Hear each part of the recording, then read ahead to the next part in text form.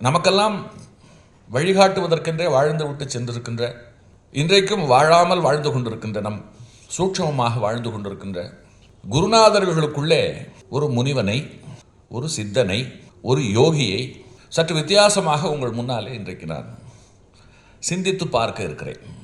இதில் முனிவர் கேட்டகரியில் இன்றைக்கு என்னோடு சேர்ந்து நீங்கள் சிந்திக்க போவது வசிஷ்ட பிரானை. வசிஷ்டர்னு சொன்ன உடனேயே ராமன் பட்டாபிஷேகத்தின் பொழுது அவனுக்கு கிரீடத்தை எடுத்து கொடுத்தது எல்லோருக்கும் ஞாபகத்துக்கு வரும். வசிஷ்டர்னு சொல்லும் பொழுது கூடவே விஸ்வாமித்திரரும் சேர்ந்தே நம்முடைய நினைவுக்கு வருவார். வசிஷ்டர் மகா பிரம்ம ஞானி. வசிஷ்டரை பற்றி சிந்திப்பது அப்படிங்கிறத பிரத்யேகமாக ஒரு சிறப்போடு சொல்லுகிறது. வசிஷ்ட யோகம்னே ஒரு புஸ்தகம் இருக்கு.